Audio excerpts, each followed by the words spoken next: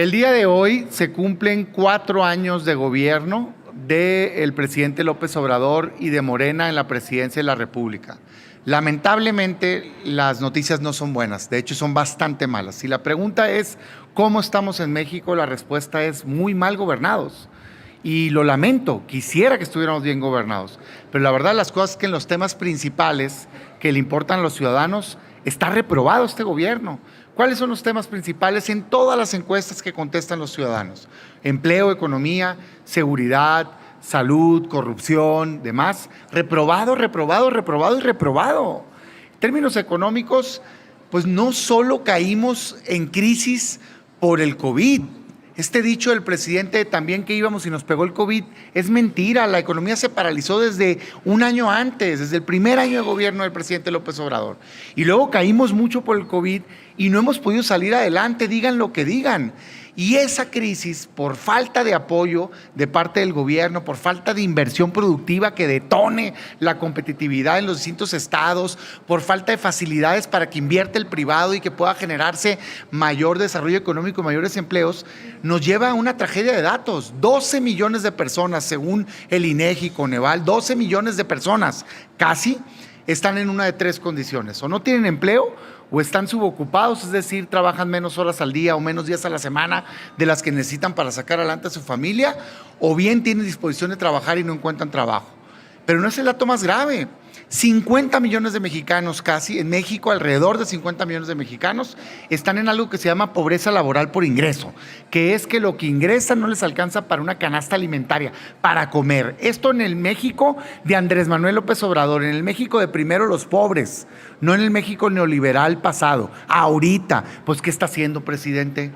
No, que todo iba muy bien, es un fracaso. En seguridad, 130,000 asesinatos, homicidios dolosos en manos del crimen organizado.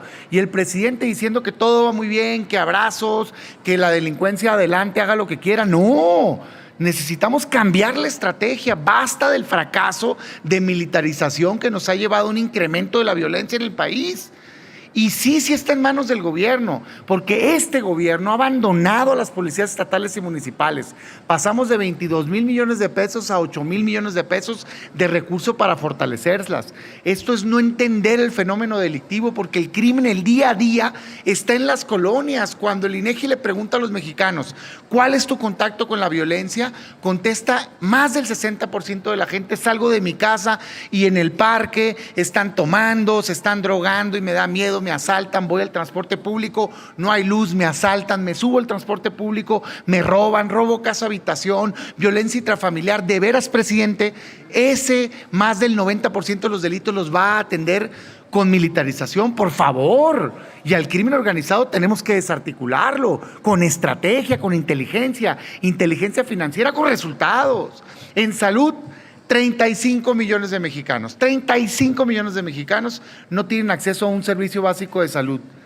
Por Dios, o sea, todos los del IMSS, todos los del ISSSTE, todos los de servicios públicos locales, todos los de seguro médico privado, hay 35 millones que no tienen ninguno de los anteriores. Y el presidente sigue hablando de ahora sí lo voy a convertir como en Dinamarca. Híjole, por Dios. Por Dios, cuando recibió el gobierno no era perfecto, pero había 20 millones de mexicanos en esa condición, hoy hay 35, un fracaso absoluto.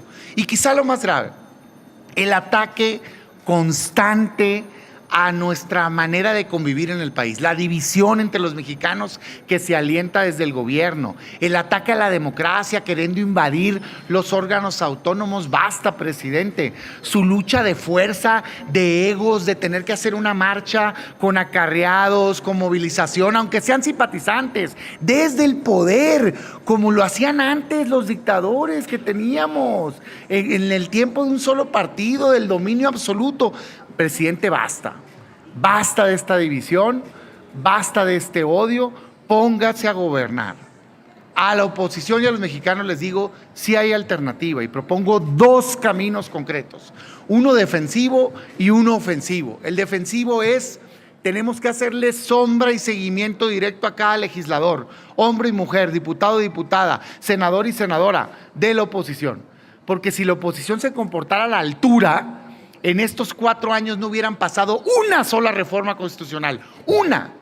y pasaron la Guardia Militar, la reforma educativa, vean cómo está la educación, todos los nombramientos a modo, ahí andan cortándose las venas, que los ministros, qué mal, pues qué mal que los nombraste, si no tienen los votos, Morena, necesitamos estar a la altura y para eso necesitamos un seguimiento ciudadano, así como se hizo ahora con el INE.